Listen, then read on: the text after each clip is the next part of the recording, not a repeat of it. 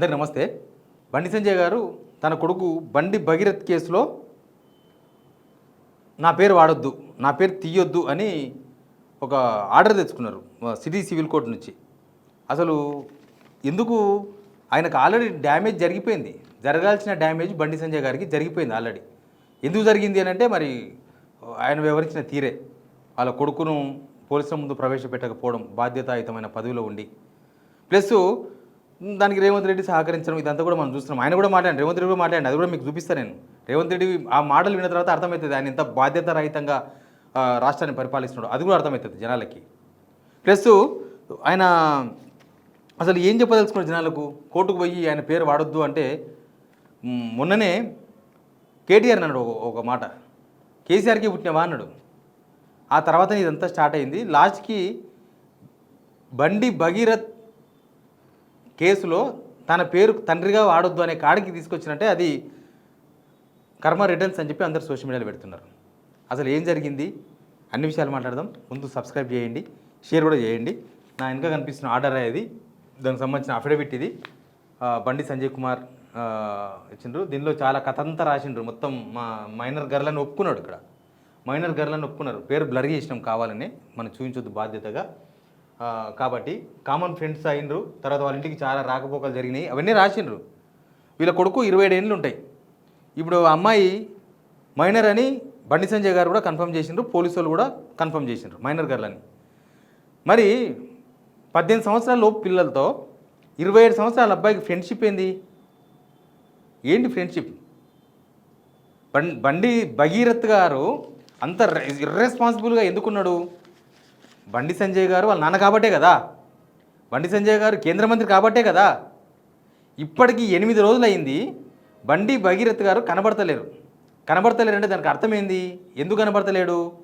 వాళ్ళ నాన్న బండి సంజయ్ గారు కాబట్టే కదా, ఆయన కేంద్ర మంత్రి కాబట్టే కదా, రేవంత్ రెడ్డి గారు అలా సహకరిస్తున్నాడు కాబట్టే కదా. లేకపోతే రేవంత్ రెడ్డి ఎందుకు సహకరిస్తాడు? బండి భగీరథ్ అనే క్యాండిడేట్కి రేవంత్ రెడ్డి సహకరిస్తాడా? ఆయన సహకరిస్తున్నది బండి భగీరథ్కి కాదు, బండి భగీరథ్ వాళ్ళ నాన్నకు. ఈయననేమో బండి భగీరథ్ కేసులో నన్ను వాడొద్దని చెప్పి కొట్టుకుపోతాడు. ఏమని అర్థం చేసుకోవాలి? ఆయనకు జనాలు ఓట్లు వేసినారు. ఇప్పుడు ఆయనకు జనాలు ఓట్లు వేసినారు, ఆయన ఎంపీగా గెలిపించిండ్రు, ఆయన పబ్లిక్ లైఫ్లో ఉన్నారు. ఆయన పేరు వాడొద్దంటే ఎట్లా? ఇప్పుడు వేరే చాలా కేసులు అవుతాయి. నిన్నే చూసిన ఇక్కడ నిర్మల్ల 2 పోక్సో కేసులు అయినాయంట. పేపర్లు వచ్చింది కటింగ్. అది ఆ 2 పోక్సో కేసుల్లో పొద్దుగాల కంప్లైంట్, మధ్యాహ్నం ఎఫ్ఐఆర్, సాయంత్రం ఎత్తుకొచ్చారు, రాత్రికి రిమైండ్ చేశారు. ఇక్కడ ఎందుకు జరగలేదు అట్లా? బండి భగీరథ్ వాళ్ళ నాన్న బండి సంజయ్ కాబట్టి, బండి సంజయ్ రేవంత్ రెడ్డి ఫ్రెండ్ కాబట్టి, అంతే కదా. లేకపోతే బండి భగీరథ్ ఎందుకు కాపాడతాడు రేవంత్ రెడ్డి? మరి అందరిని కాపాడతాడా? రేవంత్ రెడ్డి కాపాడాడు కదా. మరి ఈ విషయంలో బండి భగీరథ్ వాళ్ళ తండ్రి నా పేరు వాడొద్దండి. మామూలుగా ఊరిలో కొడుకు ఏమైనా చెడగొట్టు పని చేసిన అనుకో, ఆ ఊరిలో ఆ కొడుకుని ఎంత తిరుగుతారో నాయనని కూడా అంతే తిరుగుతారు. నాయనని ఇంకా ఎక్కువ తిరుగుతారు, ఈ అమ్మ నువ్వు నీ కొడుకని అనరా? మరి వాళ్ళ నాయన నా పేరు వాడొద్దు, నా కొడుకు నాకు సంబంధం లేదంటే నడుస్తుందా? కొడుకు సంబంధం లేక నడుస్తుందా? అదే మంచి పని చేసినప్పుడేమో సంబంధం లేదనాలే, మరి చెడ్డ పని చేసినప్పుడేమో సంబంధం లేదంటారా? ఈ పొలిటీషియన్స్ ఏం చేస్తారంటే ఇప్పుడు ఈ అఫిడవిట్లో కూడా నన్ను రాజకీయంగా డ్యామేజ్ చేస్తున్నారు, రాజకీయంగా వాడుకునే ప్రయత్నం చేస్తున్నారు, నా పరువు పోతుంది, నా ఆత్మగౌరవం దెబ్బతింటుంది. ప్రతి రాజకీయ నాయకుడు ఇట్లాంటి వ్యవహారం జరిగినప్పుడు నా రాజకీయాన్ని టార్గెట్ చేసినట్టు. మీ రాజకీయానికి అక్కడ మైనర్ గర్ల్ ఆమె జీవితం బుగ్గిపాలు కావడానికి, మీ కొడుకు బుగ్గిపాలు చేయడానికి సంబంధం లేదా? మీరు కేంద్ర మంత్రి కాబట్టే కదా మీ కొడుకు అట్లా చెలరేగిపోయింది. నిన్నటిదాకా మీరు మైనర్ కాదు మేజర్ అన్నారు. మీరు డబ్బులు ఇచ్చి కొంతమందితోన ఇన్ఫ్లుయెన్సర్లతోన, సోషల్ మీడియాలో యూట్యూబర్లతోన, వాళ్ళతో వీళ్ళతోన ఆ ఫ్యామిలీ మీద అటాక్ చేయించారు, భయభ్రాంతులకు గురి చేసినారు. ఎందుకు చేయించారు? మీ చేతిలో పవర్ ఉందనే కదా. మీ కొడుకే చేయించండా? ఇప్పుడు మొన్న 4 రోజులకెళ్ళి సోషల్ మీడియాలో యాక్టివిటీ జరుగుతుంది. సోషల్ మీడియాలో అందరు వచ్చి బండి భగీరథ్ హీరో అని చెప్తున్నారు. బండి భగీరథ్ చేయించుకున్నాడు, అప్స్కాన్ నుండి చేయించుకున్నాడా?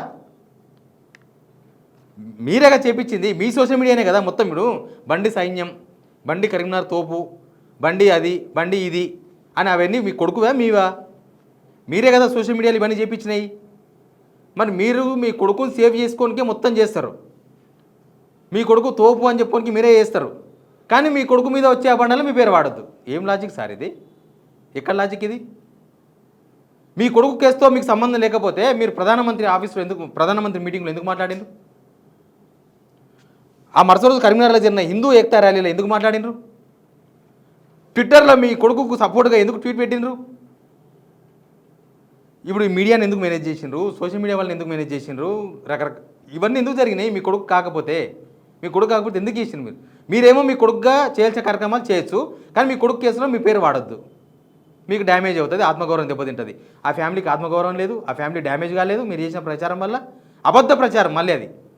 ఇప్పుడు మీరు చేసిన ప్రచారం అంతా అబద్ధం అని తేలిపోయింది కదా. ఎవరో కొంతమంది యూట్యూబ్ ఛానల్స్లను మేనేజ్ చేసి చేపించారు కదా, మొత్తం ఫోటోలు వేసి వీడియోలు వేసి. వాళ్ళ ఆత్మగౌరవం దెబ్బతినలేదా? వాళ్ళకి లేదా పరువు? అంటే సామాన్యులకు ఉండదు, పొలిటికల్ లీడర్లకే పరువు అవన్నీ ఉంటాయా? రేవంత్ రెడ్డి ఏం మాట్లాడుతూ వినండి ఒకసారి. ఇమ్మీడియట్గా నోటీస్ ఇచ్చినాం, ఇంటికి గోడ కతికిచ్చినాం, పోలీస్ టీంలను పంపించినాం, ఢిల్లీకి పంపించినాం. మేము అన్ని రకాల ప్రయత్నాలు చేస్తాం, మేము హార్ష్గా బిహేవ్ చేయలేదు. ఈయన ఇమీడియట్గా స్పందించిందా? రేవంత్ రెడ్డి గారు హోంమంత్రిగా, రాష్ట్ర ముఖ్యమంత్రిగా ఇమీడియట్గా స్పందించిండా? Simple question. అది మాట్లాడింది కదా ఆయన. 4 డేస్కి స్పందించిండు, ఇమ్మీడియట్గా నోటీస్ ఇచ్చినట. జనం మర్చిపోతారు అనుకుంటుండు. 4 డేస్ తర్వాత స్పందించిండు, గుర్తుపెట్టుకోండి. 4 డేస్. ఎందుకు 4 డేస్ తర్వాత స్పందించిండు? అందుకే స్పందించిండు. ఏనండి, నేను హార్ష్గా కేసీఆర్ నన్ను జైల్లో పెట్టిన కేసీఆర్ కుటుంబం పట్ల ఎప్పుడైనా హార్ష్గా వ్యవహరించిన 28 నెలలు అయింది. మరి అంటే మీరు సింపుల్గా ఎందుకు అర్జెంటుగా తీసుకొచ్చేసి కోదండం ఎక్కించి కొడతలేరు, సంజయ్ కొడుకును ఊరేస్తలేరు? ఈ ఈ అంటే ఏమంటారు, ఇది ఇది ఎట్లా ఆన్సర్ చేయాలి? ఎట్లా చేయాలి? ఎప్పుడు వస్తాయంటే సబ్జెక్ట్ లేనప్పుడు ఇవి వస్తాయి. అన్నీ కూడా చేసింది ఆయన్ని తప్పించుకోనికి ఇవన్నీ చేస్తున్నాడు. అందుకే వస్తాయి ఆ మాటలు. బండి సంజయ్ గారు నా పొలిటికల్ అయిపోతుంది, పాలిటిక్స్ సంబంధం లేదు, ఆయన చేసిండు, ఆయన పోతారు కోర్టుకు. ఈయన రాజకీయ జీవితం కోసం, ఈయన రాజకీయాల కోసమే కదా ఇదంతా చేస్తున్నది. దానిలో రాజకీయాలు ఎందుకు మాట్లాడాలి? మరి రాజకీయాలకు సంబంధం లేదంటారు, మళ్ళీ పొద్దుగాలేసి రాజకీయాలు మాట్లాడతారు. ఈ కేసుకు అవన్నీ ఎందుకు మాట్లాడుతున్నారు? ఆయన అన్ని కేసుల్లో రేవంత్ రెడ్డి గారు కాపాడతారా? ఇప్పుడు పోక్సో కేసుల్లో మరి అన్ని పోక్సో కేసుల్లో జరిగినట్టు ఈ కేసులో ఎందుకు జరగలేదు? అన్ని పోక్సో కేసుల్లో చేసినట్టు అమ్మాయికి ఎందుకు న్యాయం జరగలేదు ఇప్పటిదాకా? రాష్ట్ర ప్రభుత్వం ఎందుకు సాగిలపడ్డది? ఎవరు చెప్తారు దీనికి కారణం? ఇంకా ఆనుమత్యాలే ఉంటాయి. వినండి, ఎక్కువ డిస్కషన్ ఒకటి అంటే భారత హోంశాఖ మంత్రి కొడుకు కేసు అయిన తర్వాత పారిపోవడం ఏంటి? అది చాలా తప్పు.